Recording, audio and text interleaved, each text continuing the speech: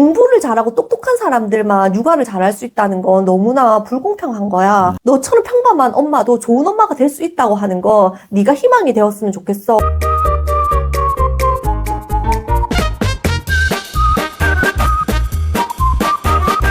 내가 대학원 이야기를 했을 때 우리 방동이 중에 한 분이 저는 20대 후반을 생각하면서 그 영상을 봤다. 그런데 선생님이 37살에 대학원을 다니셨다는 이야기를 듣고 지금의 37살인 내가 나 요즘 뭐 하고 살지라고 생각했는데 결코 늦지 않았구나 하는 희망 같은 걸 만나게 됐다라는 댓글을 적어 놓으셨더라고. 봤어. 그럼 37이 뭐가 늦은 나이니? 그렇지. 난 대학원을 30 넘어서 입학을 했거든. 대학원에 갈 생각이 전혀 없었어. 나 사실 부잣집 남자 만나서 시집가는 게 나의 꿈이었어. 미안하다.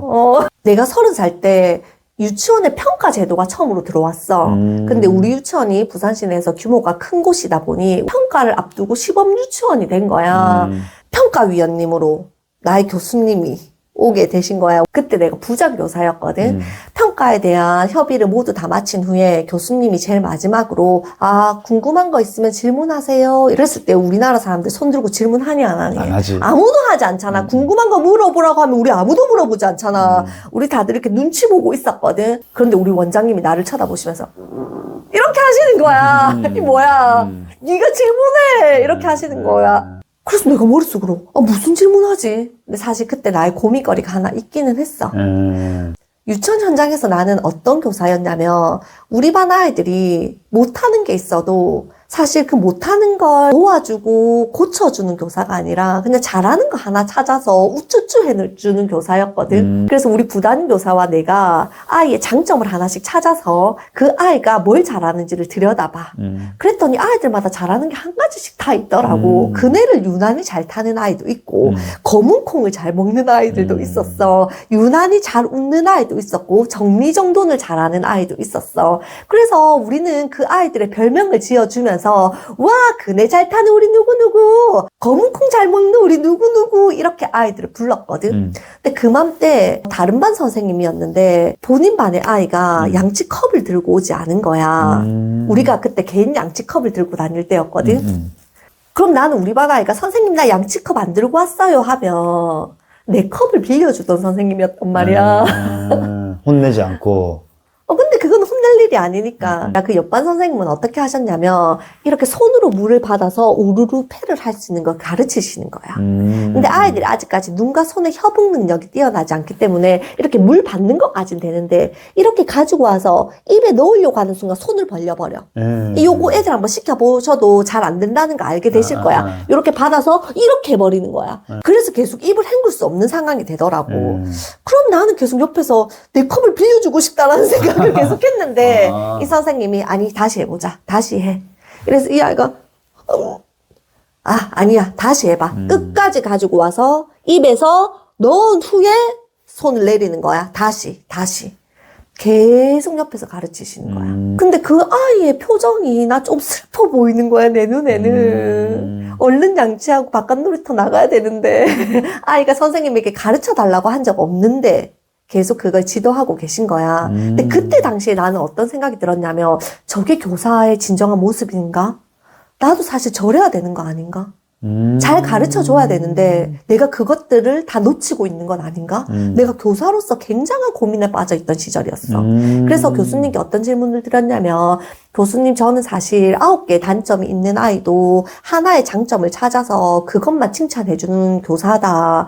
그런데 아이들 중에 이 단점을 우리 교사가 조금만 푸시해주면 얼마든지 장점으로 극대화시킬 수 있는 힘을 가지고 있는데 내가 이걸 알려주지 않아서 우리 반 아이들 중요한 배움을 놓치고 있는 건 아닌가, 그런 걱정이 된다. 이런 고민을 교수님께 말씀을 드렸거든. 그때는 우리 교수님이 아니셨지. 그냥 평가를 하시기 위해서 오신 심사위원이셨지. 그 교수님이 뭐라고 하시냐면, 지금도 너무 내 인생에 육아에 너무나 큰 철학적인 배움으로 스며든 이야기야. 아이들은 9개의 단점이 있는 아이들이 있는데 하나의 장점은 반드시 가지고 있대. 그 하나의 장점을 주변 어른들이나 부모나 교사들이 응원하고 지지하고 격려해 주잖아. 그럼 이 아이는 어느 날 빛나지 않던 9개의 단점도 나도 해낼 수 있는 아이, 나도 한번 해볼까 시도해볼까? 용기 내볼까? 하는 아이로 자랄 수 있다는 거야. 그래서 어느 날 그 9개의 단점이 자신의 단점을 극복할 수 있는 장점으로 변화되어 있을 것이다. 그런데 반대로 9개의 장점을 가지고 있는데 하나의 단점이 있는 아이가 있어. 그럼 우리 어른들은 의뢰 어떻게 생각해? 이 하나의 단점만 고치는 순간 이 아이는 완벽해질 거라고 생각을 하지. 그렇지. 그래서 이 하나의 단점을 고치고 싶잖아. 그래서 열심히 단점을 고쳐주는 거야. 그리고 나서 들여다보면 어느 날 그 빛나던 9개의 장점이 퇴색되어 있을 거라는 거야. 빛을 잃어버릴 거래. 그 이유가 뭐냐면 나는 계속 이렇게 지적질 듣는 아이, 고쳐야 될 게 많은 아이, 노력해야 되는 아이. 그래서 본인이 가진 장점이 무엇인지 모르는 아이로 커버릴 수 있다.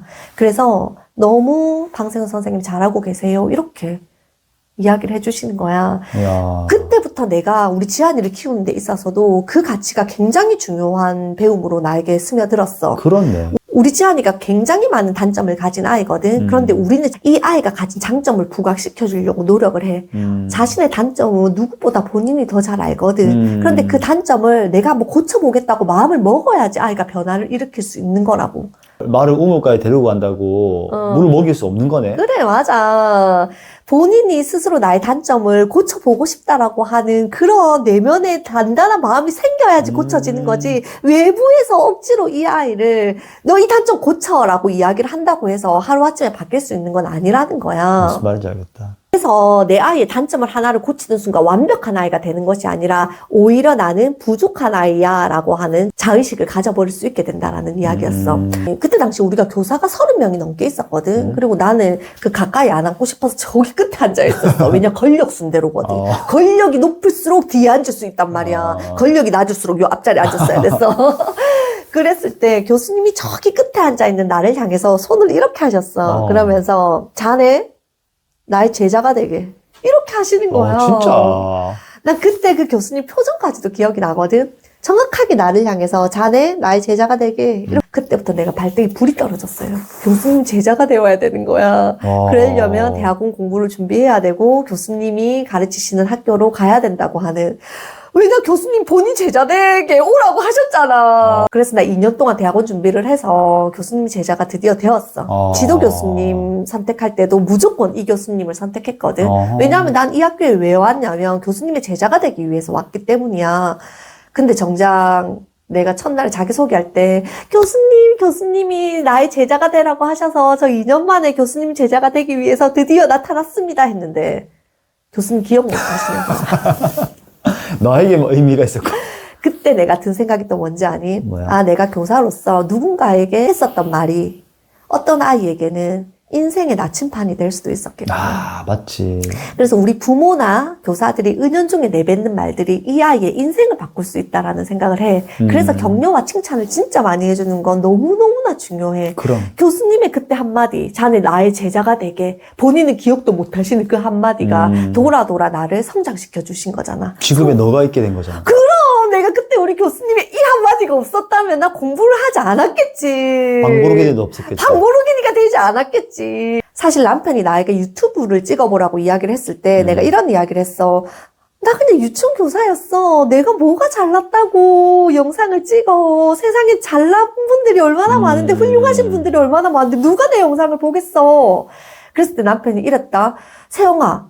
공부를 잘하고 똑똑한 사람들만 육아를 잘할 수 있다는 건 너무나 불공평한 거야. 너처럼 평범한 엄마도 좋은 엄마가 될 수 있다고 하는 거 네가 희망이 되었으면 좋겠어. 그래서 나는 우리 와이프가 충분히 영상을 찍을 만한 가치가 있다고 생각해. 남편이 내 삶을 이렇게 해석해줬거든. 그럼. 그런데 얼마 전에 너무나 감사한 댓글이 하나 달린 게 방보르기니님은 저에게 오은영 박사님이고 조선미 교수님이고 이호순 선생님이에요. 이런 이야기를 댓글로 달아놓은 거야. 내가 그 이야기 듣고 남편이 나에게 해준 이야기가 기억이 나더라고. 꼭 공부 잘하고 똑똑한 사람들만이 좋은 엄마 되는 건 아닌 것 같아. 좋은 엄마가 될 수 있다고 하는 건 내가 마음만 먹으면 얼마든지 좋은 엄마가 될 수 있다고 생각하거든. 내가 서울대 의대를 갈 수는 없지만 그래도 나는 내가 좋은 엄마가 되고 싶다라고 결심을 했고 노력을 하면 얼마든지 좋은 엄마가 될 수 있다는 걸 내가 희망을 드릴 수 있다라고 생각해. 그럼. 나처럼 부족하고 잘난 거 없는 사람도 좋은 엄마가 되겠다고 마음 먹는 순간 꽤나 괜찮은 엄마가 되었던 것처럼 괜찮은 엄마 맞지? 괜찮지. 저 선생님도 했는데 나라고 못할 게 뭐가 있어. 내 친구 중에서 공부 진짜 잘하는 친구 있거든. 걔도 육아는 나한테 물어본다. 이 지능이랑도 다른 거예요. 좋은 맞아. 엄마 되는 거. 처형도 물어보잖아. 그래, 우리 언니 내보다 훨씬 공부 잘했는데 우리 언니 나한테 육아 물어봐요. 옛날 어렸을 때는 우리 언니가 내 수학 가르쳐 줄 때 내가 하면 우리 언니가 내 머리를 이렇게 하면서 세영아 머리는 삥 꽂으라고 있는 게 아니에요 막 이랬거든. 그랬더니 우리 언니가 육아는 나한테 물어본다. 그렇지.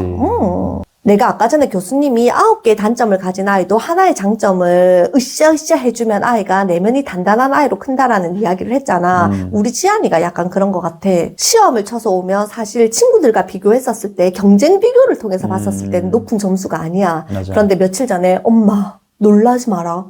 너 87점 받았다 하면서 수학 시험지를 내밀었잖아. 그랬을 때 우리 부부가 똑같이 이런 말을 했어. 와, 우리 지안이 진짜 한다면 하는 아이구나. 그리고 남편이 이렇게 말하더라고. 지안아, 넌 학원도 안 다니는데도 이 성적이 나왔네. 너 정말 대단한 아이다. 너는 나중에 공부하겠다고 마음만 먹으면 다 할 것 같아. 이랬더니 지안이가 아빠, 난 한다면 하는 아이라고. 그러니까 사실 우리 지안이 공부 못하잖아. 공부 잘하는 아이들 중에서도 자존감이 낮은 아이들이 있어. 너 그럴 수 있지. 왜냐하면 본인은 98점을 받아도 100점을 받지 못했기 때문에 나는 부족한 아이라고 생각하는 아이들도 있을 거라고. 한개 틀리고 운 애들 있다고. 지안이가 안 그래도 그 이야기 했다. 엄마 내 친구 중에서 하나 틀렸다고 우는데 나는 왜 우는지 이해가 안 되더라. 본인은 학기 초에는 60점 받았다가 중간에는 70점 정도 받았다가 이번에는 87점을 받았는데 엄마는 한 문제만 더 맞았으면 90점이 될 수 있었을 것 같아. 그게 나 조금 속상하긴 해. 왜냐면 그 답 알고 있었거든. 그런데 내가 뭐 마지막에 이걸 실수했더라고. 그래서 나 너무 속상해. 그래서 다음번에는 이런 실수하지 않을 거야. 그 순간 무슨 생각이 들었냐면 공부에 대한 욕심, 공부에 대한 불안, 그리고 이 문제가 틀려서 속상한 걸 엄마가, 부모가 그 불안을 가지고 가는 게 아니라 본인이 그대로 다 가지고 갔구나. 그런데 그 언어가 나갈 수 있었던 건 우리 지안이가 가지지 못한 하나의 단점을 우리가 장점으로 고쳐주기 위해서 노력한 시간들이 아닌 이 아이가 가진 하나의 장점. 너는 마음 먹은 거 반드시 해내는 아이네 하는 그 부모의 하나의 칭찬과 격려가 이 아이를 나머지 9개도 해낼 수 있는 아이로 만들 수 있는 기반이 되어준 건 아닌가. 그래서 요즘에 아침에 일어나면 시키지도 않는데 일기 쓴다니까? 맞아. 일기는 하루 동안 있었던 일을 쓰잖아. 근데 지안이는 아침에 오늘 어떤 하루를 보낼지를 쓰더라고. 너무 신기하지 않아? 그거 우리가 진짜 시키지 않았어. 안 했어. 본인은 커서 작가가 되는 게 꿈이고, 그랬더니 남편이 지안아 좋은 작가가 되려면 많이 읽는 것도 중요하지만 많이 써보는 것도 중요해 라고 조언을 해줬더니 뭐 크지는 않아. 이만한 수첩에 본인이 아침마다 글을 쓰고 학교를 가. 그래. 아무도 시킨 적이 없어. 그러니까. 근데 본인 한다면 한대. 그 말이 행동으로 만들어진 거야. 우리가 늘 지아님은 한다면 하는 아이구나. 너는 반드시 해내는 아이구나. 이런 이야기를 계속 해주다 보니 본인은 어떤 아이? 나는 한다면 하는 아이. 나는 반드시 해낼 수 있는 아이.